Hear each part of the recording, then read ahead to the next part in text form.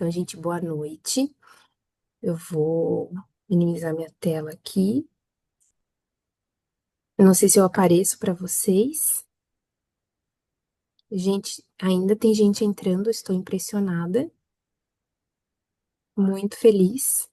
Uma segundona.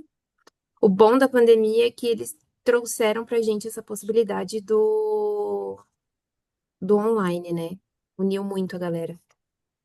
Então, vou contar para vocês. O meu nome é Daniele Dadan, para quem não me conhece. Eu sou cirurgiã geral de formação, mas sou titulada emergencista. Tenho título superior de medicina de emergência pela Abramed e eu coordeno as residências de medicina de emergência hoje do Cajuru e da Secretaria de Saúde. Coordeno a pós-graduação também, da PUC. E também sou chefe da escala, né? Chefe da equipe de emergencista do Hospital Cajuru. Vou falar para vocês, então, as principais atualizações do ATLS e algumas conclusões que eu tive depois de dar uma revisada nesse livro. Vamos passar aqui. Minha tela tá cheia para vocês? Tá certinho? Sim, doutora. Não tem como a gente não citar a história do ATLS brevemente, né? Que um ortopedista, depois de um acidente aéreo com a família, né, percebeu que precisava mudar o protocolo de atendimento dos pacientes vítimas de trauma. Então, 1978 teve o primeiro curso, e em 80 teve o primeiro manual escrito, tá? Isso não tem como a gente passar despercebido. Que é sempre na dificuldade, sempre nas adversidades que a gente vai ter as nossas melhorias, né? E muito das atualizações que eu percebi vieram pós-guerra, pós situações catastróficas. Então, nosso mapa mental que a gente aprende desde o começo da faculdade é o ABCDE para tudo, né? No trauma, no clínico, ABCDE para tudo.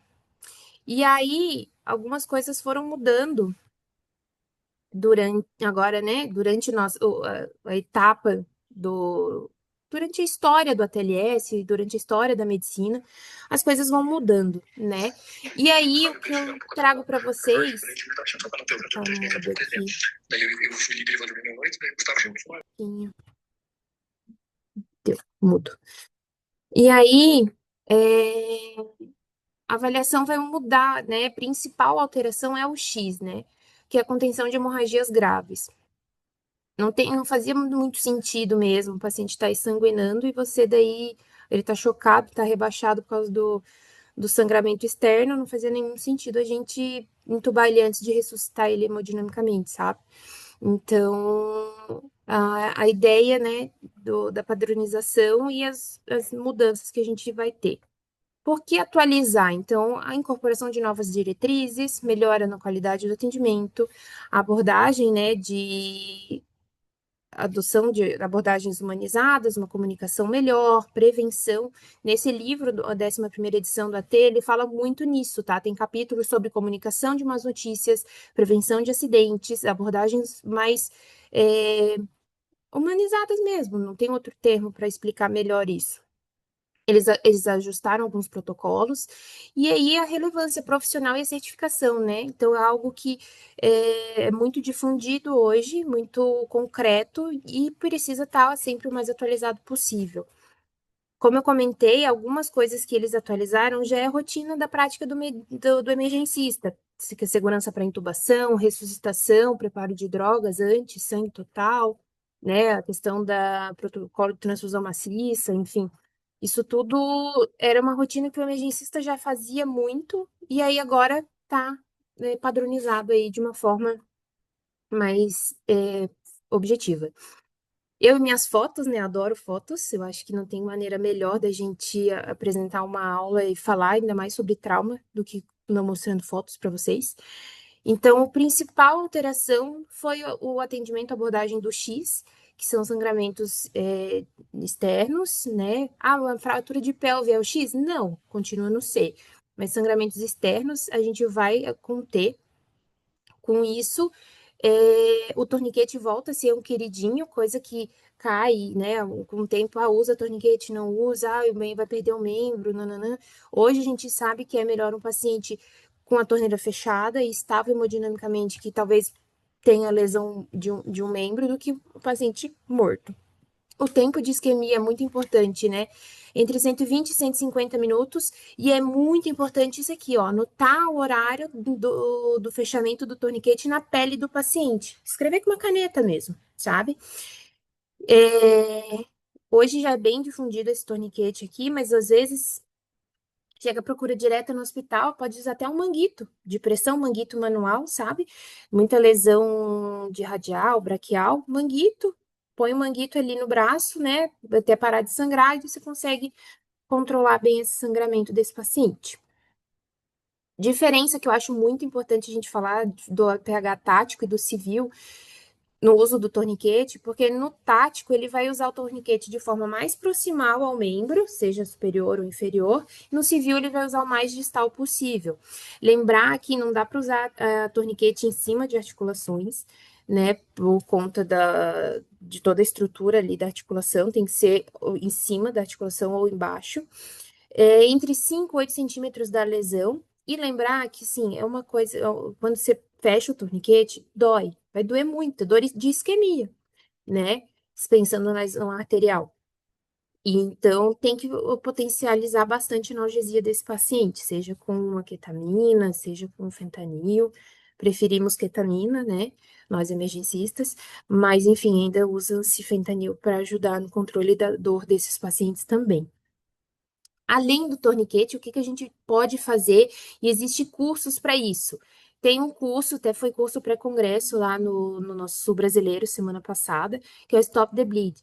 Então, existe maneiras, né? Claro, o principal é comprimir a ferida no local onde ela está sangrando. Não resolveu uma ferida muito, né, explosiva, uma lesão que perdeu o tecido, empacotamento de feridas. Na época da cirurgia geral, a gente, né, eu lembro muito que a gente fazia isso no abdômen. Compressa, compressa, compressa, fígado, enfim, compressa, compressa, compressa. Isso serve para lesão de membros também, lesões, né, de, tipo, com explosão, perda de substância, empacotamento da ferida e compressão em cima desse empacotamento, tá? Isso é uma coisa também que é bem importante aprender a fazer, né? A gente não pode só pensar no torniquete único, pura e exclusivamente, tá? Que mais? Aí o torniquete em si, né? Sempre uns 5, 7, 6, 5, 8 centímetros antes da lesão, para mais proximal. E dá para botar um segundo torniquete, caso você não tenha conseguido controlar o sangramento, você pode colocar um segundo torniquete, tá? Ele é meio difícil, mais proximal ali, coxa, que sangra bastante. Lembrar que músculo sangra bastante, né? Às vezes não é nenhuma lesão arterial, vascular, mas pode ser uma lesão muscular e sangrar bastante também, tá? Então, existe hoje tem esse curso aí do Stop the Bleed, que ensina maneiras de fazer curativos, né? E controle de hemorragia aí, principalmente no APH. No A, a gente prioriza a via aérea ao colar cervical. Hoje, a gente não precisa botar colar cervical em todo mundo, né? Eu deveria ter colocado o meu slide da última aula, da aula do atendimento inicial. A gente tem que avaliar nível de consciência, tem que avaliar intoxicação exógena e mecanismo de trauma, tá? Para pensar em colocar um colar. Não precisa sair colocando colar para todo mundo que sofre algum tipo de acidente, algum tipo de trauma. Claro que motoqueiro, ejeção de veículo, alta energia, daí uma fratura ali com uma dor distrativa, daí sim a gente vai precisar pensar na proteção da coluna cervical. A movimentação em bloco ela é prioritária, tá? Ao colar e à prancha rígida. Então, não adianta a gente achar que só porque o paciente está na prancha por horas vai proteger a coluna dele, tá? Isso vai piorar. A prancha e o colar, eles já estão sendo enterrados dentro dos protocolos, porque mostraram que causa mais incômodo, dor, agitação por consequência, né? Então, a gente acaba usando a prancha mesmo, a gente fala que é só para juntar o paciente do chão, botar na ambulância. Chegou no hospital, tira a prancha, tá? Isso é uma coisa que a gente precisa difundir bastante, porque hoje a gente tem ali no hospital pacientes entrando pelo acolhimento, indo direto para a decisão clínica, os pacientes mais leves. Esses pacientes têm que ser tirados da prancha na admissão, não dá para ficar enrolando. O máximo que a gente vai deixar esse paciente na prancha é quando a maca tem o colchão fixo, e a gente não consegue puxar o colchão para levar para tomo. Aí fica mais difícil a gente tirar esse paciente direto na hora da prancha. É a única situação, quando tem a maca com colchão fixo. Isso na nossa realidade do nosso hospital, né? Tem que avaliar nos outros serviços, porque às vezes a gente leva o paciente grave, né? Um TCE, enfim, trauma abdominal, a gente leva ele sem a prancha e puxa o colchão, né? Não vai ficar mobilizando ele, puxa o colchão direto. E aí você já leva o paciente para tomografia. Aqui, ó, o Batista perguntou: precisa esperar a ortopedia ou a neurocirurgia para avaliar a prancha? Não, a prancha não precisa esperar, tá? A prancha você pode tirar o paciente em mobilização em bloco, se ele tiver de colar, e mesmo se não tiver de colar, mobiliza em bloco para puxar a prancha, tirar a prancha dele é, de uma forma menos, que faça menos movimentação na coluna dele. E aí fica, né, deitadinho na maca ali, o colchão já é fininho pra caramba, para poder diminuir dor, úlcera de pressão, incômodo, agitação, isso tudo, né, é uma coisa que piora. Então, a gente evita de usar esses dispositivos por muito tempo nos pacientes. O que ele fala mais da via aérea, que toda via aérea é difícil, ele fala. No trauma, a gente tem pacientes com anatomia ruim, o ambiente é ruim, a fisiologia é ruim, então a gente tem que lembrar que toda via aérea no trauma, né, vai ser uma via aérea difícil, tá? A gente não pode mobilizar esse pescoço por conta do controle cervical, a gente nem não necessariamente vai entubar ele com um colar. Isso é uma outra coisa que a gente já fala muito no mundo da medicina de emergência, que é alguém faz o controle cervical, seja anterior ou lateral, você abre o colar, põe o laringo, entuba esse paciente, e aí depois você fecha o colar de novo, porque você precisa do movimento da mandíbula, né? Então, os preditores de viéria é difícil, né? O Lemon é o principal aí que a gente mais usa, que é olhar a ectoscopia do paciente, se ele tem retrognatia, se tem macroglossia, o pescoço, os vozinhos com a cifose, muito importante, também são preditores aí de que você não vai conseguir ter uma mobilidade tão boa, tá? Malampate, obstrução, né? Esse paciente às vezes tem um trauma ali no pescoço, um hematoma. Aconteceu semana passada, o paciente com um hematoma imenso no pescoço, em expansão. Então, tudo isso aqui são fatores de via aérea difícil, tá? Principalmente eu gosto de falar muito do ambiente. A gente sempre tem que respeitar muito quem tá no APH por conta da situação. Você não sabe como é que estava a iluminação, temperaturas, tinha gente ao redor. Então, muitas vezes a gente vai ter. Às vezes não consegue entubar, passa uma máscara laríngea e ok, importante é ventilar esse paciente. Leandro levantou a mão. Pode falar, Leandro. Doutora, desculpa interromper, tá conseguindo escutar? Tô ouvindo, pode falar. Você consegue aumentar o número de participantes máximos? Porque os ligantes estão querendo entrar. Ai, meu Deus. Eu não sei como é que eu faço isso, deixa eu É, ver. ali, se você rodar para o canto, vai ter três pontinhos, que tá escrito MAS, e Uhum. aí você vai colocar configurações da reunião. Deixa eu ver se eu acho, claro. Três pontinhos, deixa eu dar um pause. Pronto, estamos gravando de novo.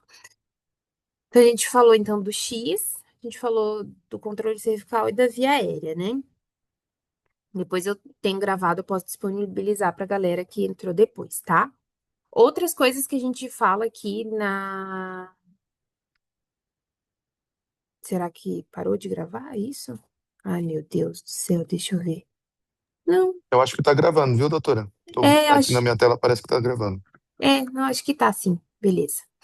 Então, ó, outras coisas no ar que a gente também usa, que mudou, né, nessa última edição. A crico ficou apenas por punção, ficou apenas para as crianças, tá bom? Então, se chegar numa situação de não ventilo e não entubo o paciente, né, não consigo ventilar com bolsa válvula máscara, não consigo entubar, a crico é cirúrgica, não é crico por punção para adultos, tá? Então, a crico por punção ficou só para as crianças. Vice grip é essa posição aqui, ó, de pegar o paciente a região tenar da mão, na máscara, e o resto dos quatro dedos se levantar a mandíbula do paciente. tá?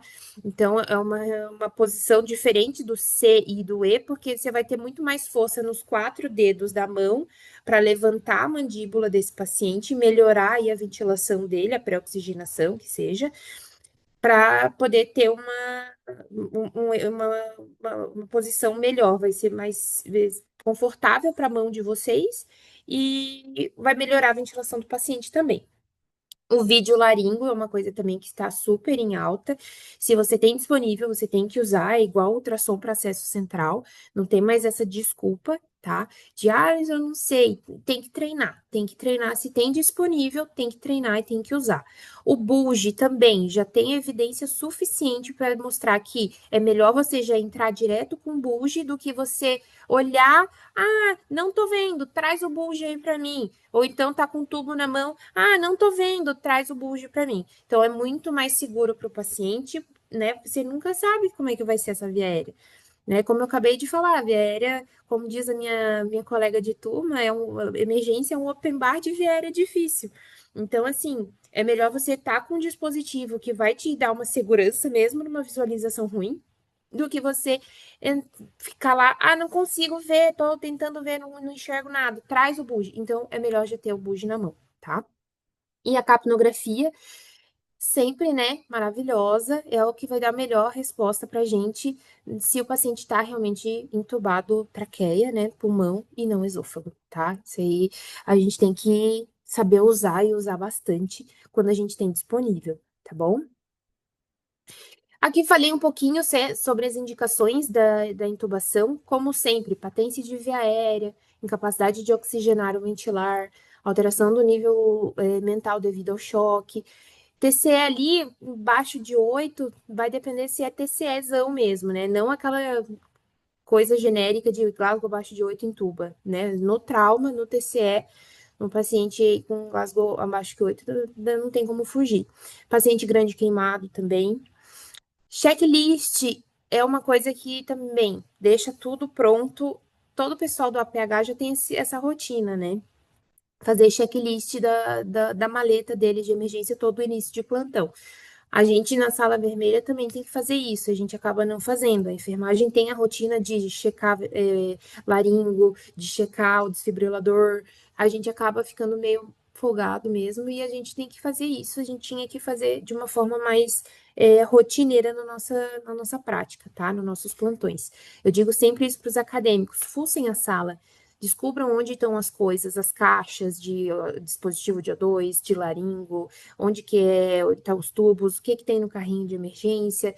Fuçem, sejam curiosos. Isso muda muito a prática da gente e nossa correria do dia a dia, tá?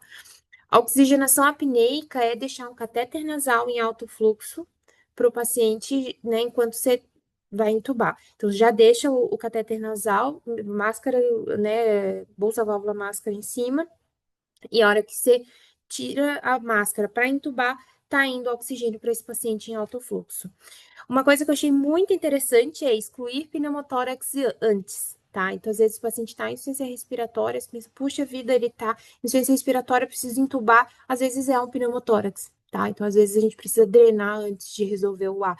Isso é uma coisa que a gente, na nossa prática do dia a dia, a gente sabe que tudo anda muito em conjunto. Não existe, eu vou ver só o A agora, depois só o B, depois só o C. O exame inicial acontece inteiro em menos de 1 minuto, tá? Em segundos. E aí, enquanto você fala, putz, vai precisar entubar mesmo, você já tá vendo o B, até vir com laringo, tambu, vir com tubo, vir com material, você já vai estar avaliando o B e já vai resolver o B se tiver problema no B. Hoje, com ultrassom, a gente avalia, né, rápido esses pacientes e resolve rápido também. A intubação é em sequência rápida, tá? Que a sequência rápida não é aquela coisa assim super rápido. Ela tem toda uma preparação, todo um checklist, né? Eu achei legal que o ATLS agora fala de etomidato ketamina por conta da estabilidade cardiopulmonar, cardiovascular, né? A parte hemodinâmica do paciente. Então, não tem nem que a gente questionar isso. Ele fala do rocorone como uma opção, né? Mas succinil ainda entra. E ele deixa o push dose de epinefrina para os pacientes que estão muito chocados, que se a gente precisa, às vezes, né, proceder com uma via aérea rápida nesse paciente e iminência de choque, o push dose, ele tem bons resultados aí para a gente também, Fazemos muito, inclusive, em pacientes muito graves. No B, o que que a gente tem no B? Antes era aquela coisa, descomprimir lá no quinto espaço onde vai ser feito o dreno, né? Hoje já não tá tão, como eu posso dizer, não tá tão radical. Em algumas situações, a gente descomprime no quinto espaço porque já vai drenar. Inclusive, em algumas situações, a gente faz a toracostomia digital mesmo. Abre ali no pneu hipertensivo, botar uma Bocate 14 não vai descomprimir rápido esse paciente. Então, você faz a toracostomia digital, abre o tórax, deixa aberto para tirar o paciente da parada, né? Tirar o paciente da instabilidade. E em alguns casos, paciente obeso, mama grande, você não vai conseguir colocar uma abocate no quinto espaço. Então, você pode botar o abocate aqui no segundo espaço intercostal, linha clavicular, como era antes. Então, ele volta, né, que na última, na 10ª edição tinha ficado aquela coisa de só no quinto espaço, não pode mais drenar no segundo. Enfim, a gente hoje tem essas duas opções. Essa figura é do livro, tá? Eu peguei justamente para mostrar para vocês que não é mais aquela coisa tão radical como era antes, tá? Pode descomprimir no segundo espaço, pode descomprimir no quinto. Em casos paciente chocado, paciente parada, pensando em pneumotórax hipertensivo, é dedão dentro do tórax, tá? Para poder descomprimir rápido mesmo, abrir bem, para poder resolver o hipertensivo desse paciente. No C, eu achei muito legal essa tabela do livro, tá? Alterou a classificação do choque, não é mais choque classe 1, 2, 3, 4. Ele fala choque leve, né, menor, moderado ou grave. E ele não dá valores cravados de frequência cardíaca, frequência, pressão. Só fala que vai estar alterada, baixo, muito baixo, sabe? Que nem aqui, frequência cardíaca, né? Aumentou significativamente, aumentou mais ou menos. Então, achei muito legal isso. Ele fala do déficit de bases também, tá? Que a gente acaba, às vezes, não dando tanto valor na gasometria, que eu acho que é uma coisa que a gente precisa valorizar bastante. Quando, né, pós reanimação inicial ali. A resposta, a ressuscitação, né? Se é transitória, se ela nem responde, se é rápida, tá? E que mais? Aqui eu também achei legal falar sobre as etiologias de choque, da resposta à ressuscitação. Se é o paciente que continua com hemorragia, com a ressuscitação adequada ou um choque não hemorrágico, né? Então a gente precisa ver reavaliar os pacientes conforme a gente está fazendo nossa ressuscitação, tá? Então, ressuscitação, paciente, trauma de face, é uma das coisas que eu acho muito difícil para a gente atender no trauma. Trauma de face. É muito difícil fazer um tamponamento da boca, do nariz. O otorrino até tem lá os Surgicel, umas esponjinhas, enfim, mas é muito difícil, você não consegue fazer uma compressão do trauma de face. Então, continua a hemorragia. Aí a gente precisa cuidar com coagulopatia, ver se a gente está fazendo uma ressuscitação de forma adequada.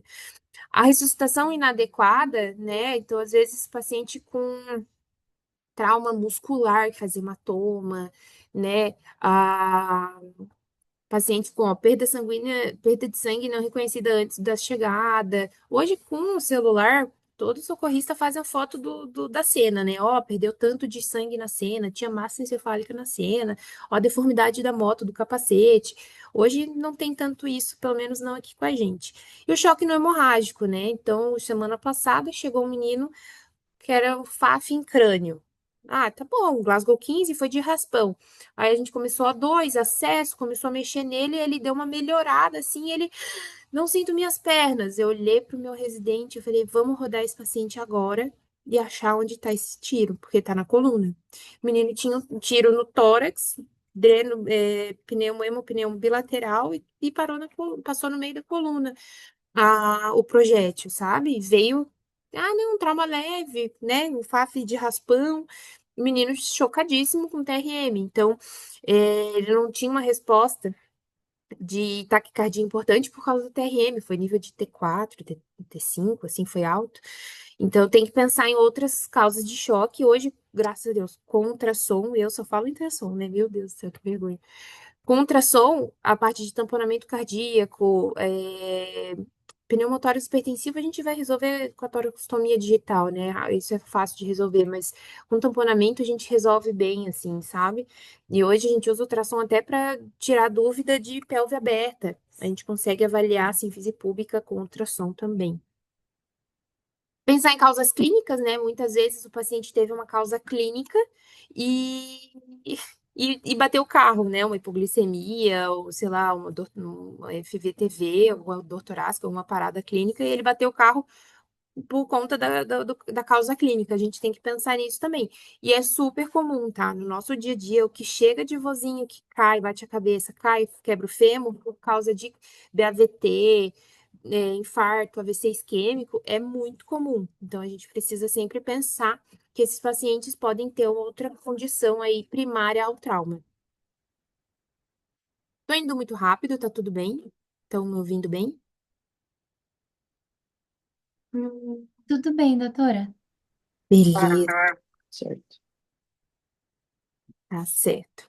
Aqui, uma outra coisa que eu achei bem interessante de colocar, a diferença da resposta à ressuscitação conforme a população. Não tem hoje como a gente não falar, né, sobre os idosos, que está aumentando exponencialmente na nossa população. Então, esses idosos a gente tem que pensar nas comorbidades, na polifarmácia, no que esses pacientes já têm, né, prévio ao acidente, porque às vezes ele já é um cardiopata grave e o pouco que ele sangra, o pouco que ele instabiliza, já pode piorar aí toda uma situação mais genérica. A criança não é um mini adulto, né? A gente sabe que as respostas compensatórias são muito boas, porém, a hora que descompensa, a gente já perdeu o time, assim como a grávida, né? A grávida é hipervolêmica, fisiologicamente falando. A pressão tende a ser um pouco mais baixa, a compressão da veia cava pelo útero, né? Então, sempre lembrar de lateralizar a gestante. Ah, mas está na tábua. Lateraliza a tábua. Põe um cobertor, põe algum travesseiro, alguma coisa para lateralizar a tábua, para essa paciente liberar para o lado esquerdo, né? Para liberar a cava, melhorar aí débito cardíaco, melhorar a pré-carga dessa paciente. Pacientes gestantes também, a gente fica preocupada que qualquer instabilidade, quem vai sofrer primeiro é o feto.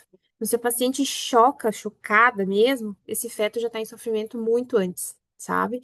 Então, é importante a gente ser agressivo na ressuscitação da grávida. Graças a Deus, a gente não atende grávida no hospital que eu trabalho.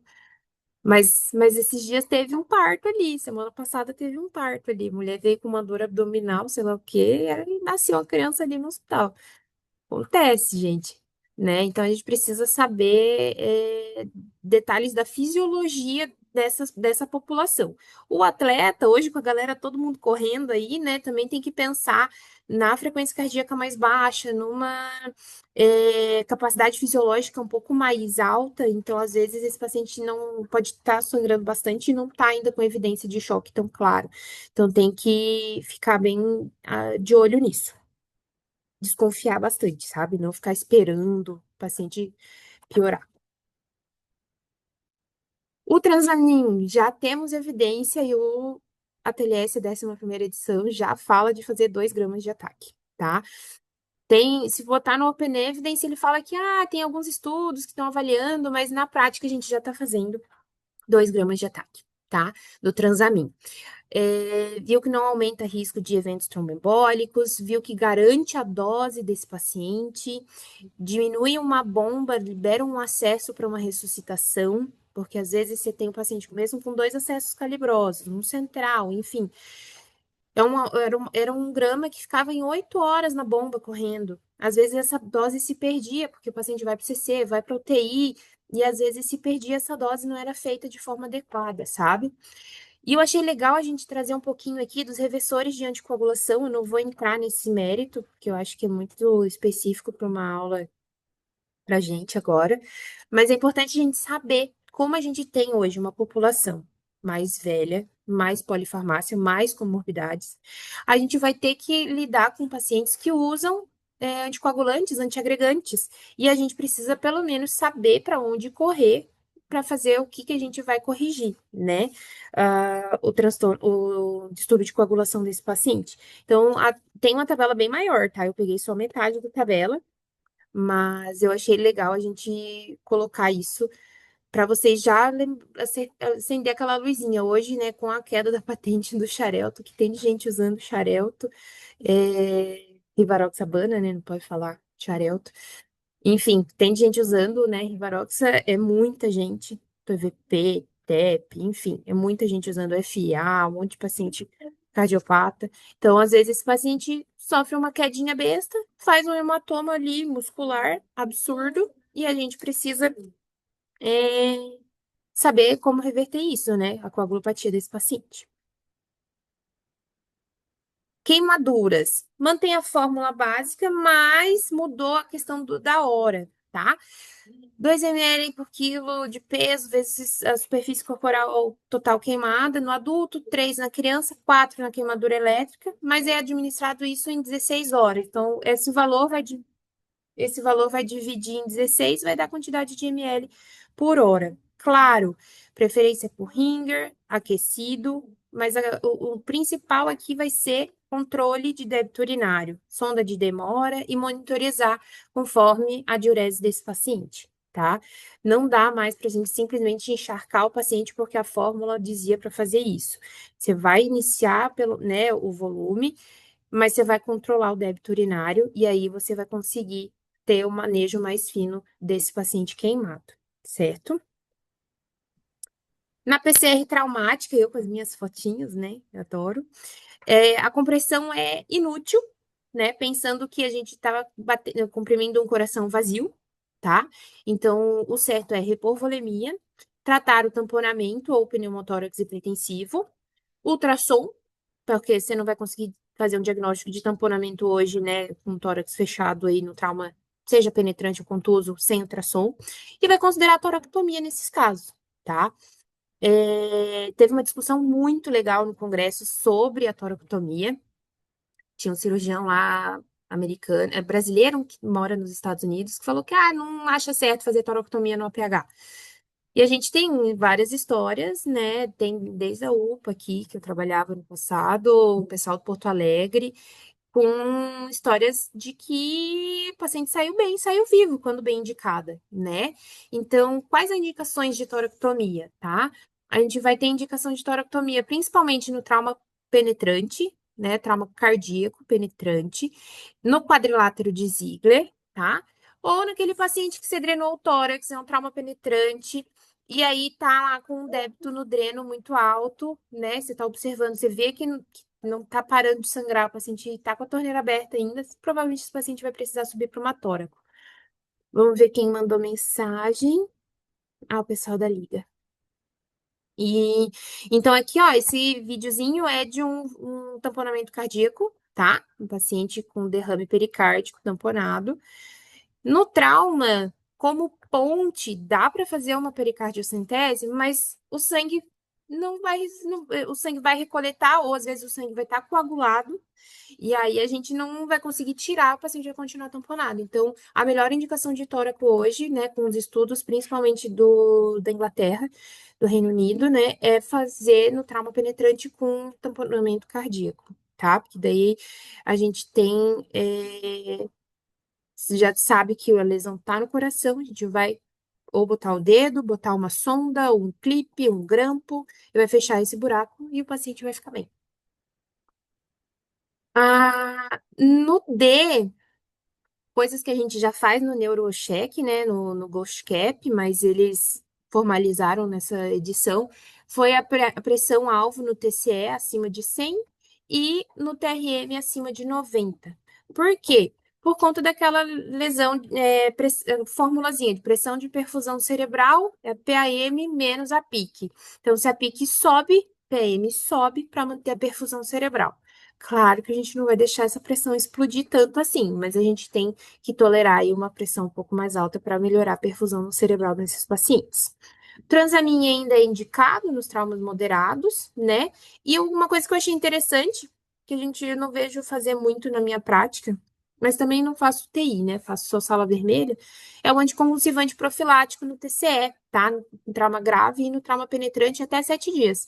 Eles orientam levotiroxetan e fenitoína. Isso eu olhei assim, eu achei, fiquei curiosa, fui ler e é isso mesmo, tá? Talvez na UTI seja mais rotineiro, ali na sala vermelha não vejo a gente fazer tanto, não. Não é algo que me chama atenção. Enfim, é, resumindo, tá? Essa 11ª edição, ela refina a tecnologia, com tecnologia, flexibilidade e segurança em loco, né, as condutas, ajusta as condutas que os emergencistas já estavam fazendo na prática. Achei bem interessante, gostei bastante de fazer essa aula, e agora eu estou aberta para dúvidas. Vamos lá, gente, vamos conversar. Deixa eu parar aqui